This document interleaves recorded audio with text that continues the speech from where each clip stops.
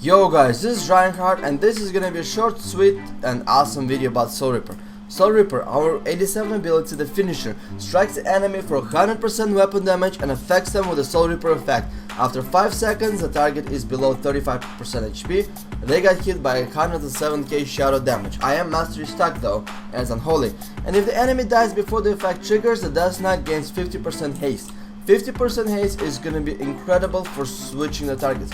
How many times it happened to you, Mr. DKs, where you actually wanna switch the target, but you don't have a lot of runes or you don't have a lot of upfront damage right away. You have to sit on the target for 5-10 seconds before you get your runes back, before you can get your pressure back.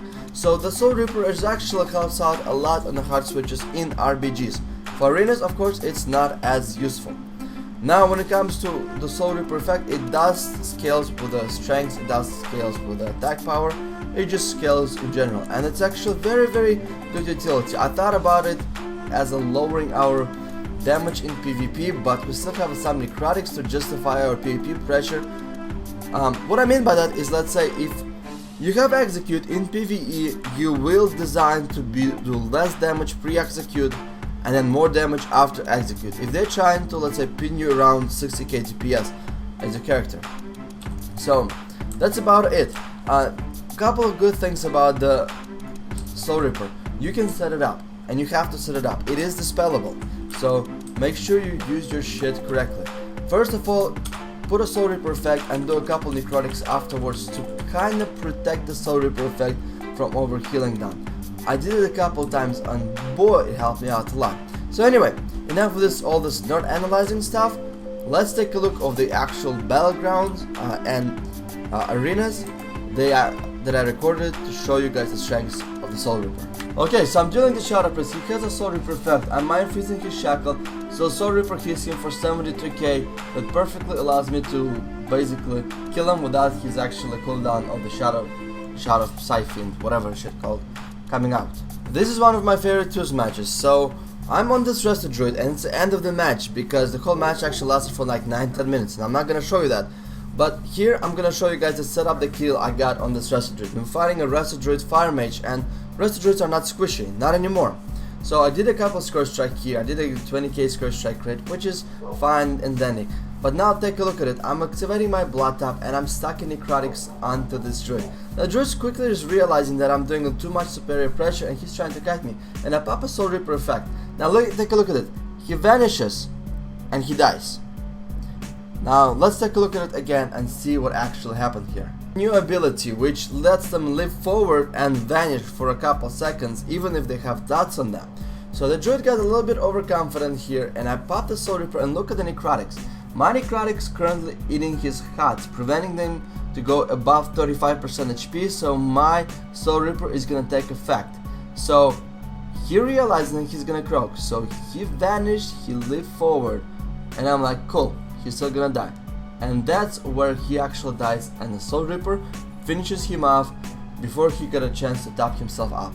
So I did a random battleground today and I wanted to check out the effectiveness of a Soul Reaper in a battleground and I was actually very pleased with the results. It does require some setup, but you guys will see how I actually did it.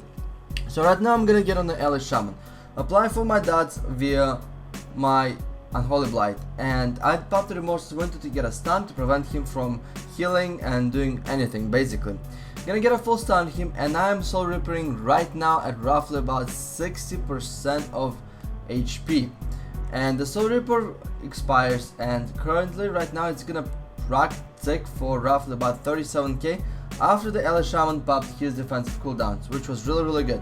I'm getting on this Demolak over here and the same thing, applying my diseases. I'm gonna do a couple Necros out here. I'm gonna activate Blood Tap and then do a couple Necros on this guy to basically not allow him to do anything.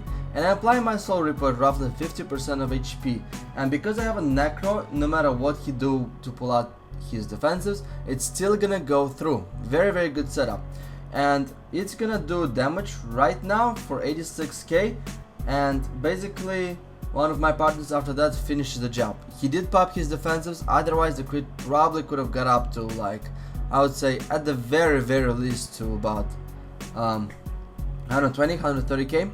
So I'm gripping the Shaman out here, Chain of Ice into a pet stun to allow me to do a full rotation on him, Festering Strike out here, and I'm gonna also activate my Blood Tap and apply a couple Necros on his ass. And I'm popping my Soul Reaper effect. Now he's kiting, but this is where the beauty of a Soul Reaper comes in.